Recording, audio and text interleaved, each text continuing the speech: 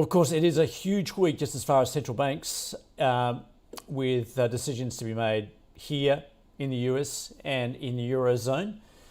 Plus, we get some key jobs reports out of the States at the same time. Let's get across it all. Pete McGuire joining us from XM. Pete, very good to catch up with you. In fact, you've been travelling the globe, so I'm sure you're abreast of everything that's going on globally right now as a result. But look, it is a huge week, isn't it? What are your expectations? Well, good afternoon, Andrew. It sure is a huge week. You know, when you got, as you mentioned, the three central banks and non-farm payrolls will knock that out on Friday. I think we're in for some exciting times. Let's see where the Fed rolls. And of course, I don't expect much to happen from the RBA with only a 10% probability of a rate jump. ECBs all over the shop. We've got a 30% probability of 25 basis points. And as you know, 70% probability of 50 basis points for the ECB. So, yeah, a lot of big moving themes, which will no doubt impact currency volatility. And I'm expecting that it's going to be a dynamic week for traders. All right, so Pete, in the States, what's your expectation there? Look, 25 basis points baked in just as far as the Fed's move is concerned. The focus is going to be its next move, what it does from this point on. What are you looking at with the latest data we're seeing out of the States at the moment? And as you say, a big week just as far as that data with jobs numbers. What are you looking for there?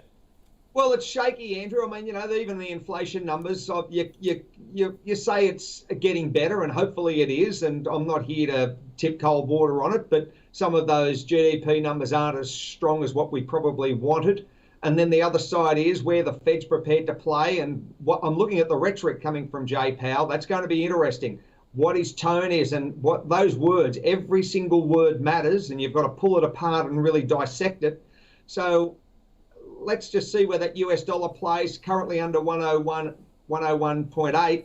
I wouldn't be surprised to see it possibly come under a little bit further pressure to the downside.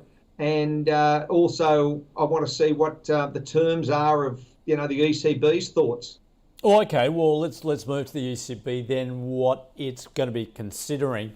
And I take note too that the largest economy in the Eurozone, Germany, is actually, so it's lifted.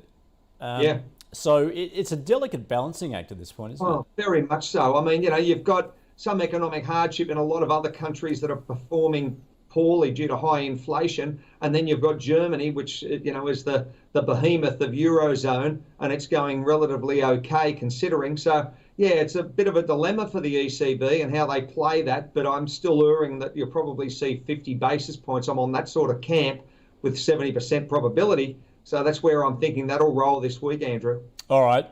And Pete, locally, of course, tomorrow with the RBA, you're taking bets. Which way is it going to go? Oh, I don't think you'll see anything. I think I'm looking at the rhetoric. I want to see what comes out of our dear governor, and you know, as far as wording. But I don't necessarily think you're going to see any move to the upside. I think we'll sit pat. But hey, who knows, Andrew? It's a wild, woolly world out there. Yeah, it is indeed. So, Pete, if they do decide to sit where they are, no move, what's the likely move as far as the Aussie dollar is concerned?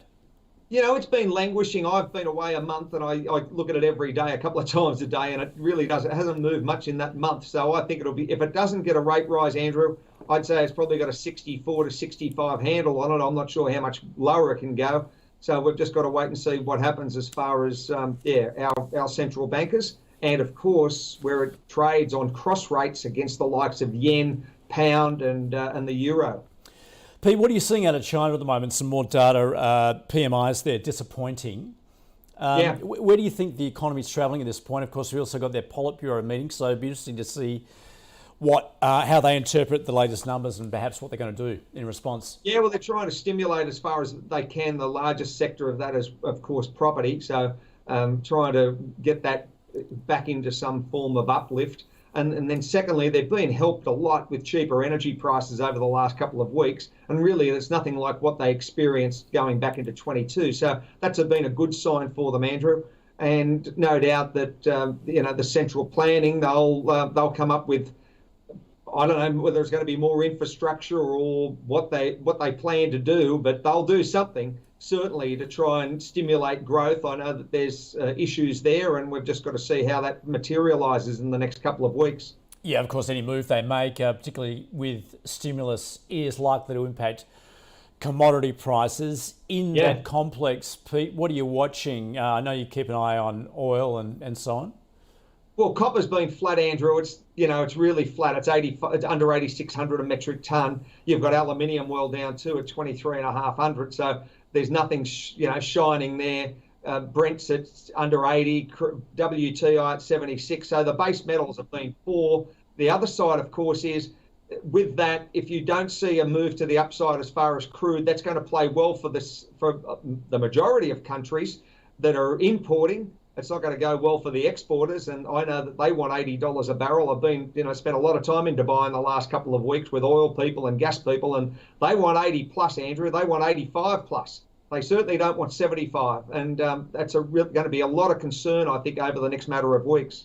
Yeah, and of course, a lot of the commodity price movement coming back to the US dollar. So where are you seeing that tracking at the moment, and how it's likely to affect oil, gold, and so on? Well, from a geopolitical standpoint, I'm concerned about the Sudan situation that hasn't been put to bed. Certainly the Ukraine. What's happening with the tanker as far as Iran? There's enough hotspots there to really draw some, I think, a future bit of energy to that particular energy sector. And then you're looking at US dollar still very poor at 101.80. I think the US dollar's got further softness ahead of it.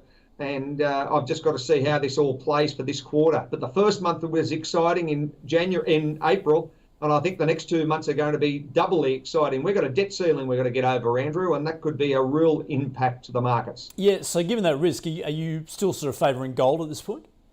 Yeah, very much so. 1990. I think it's given back some of that headwind, but let me tell you, I think it's consolidating at these sort of numbers, and silver keep on it at $25.30 an ounce.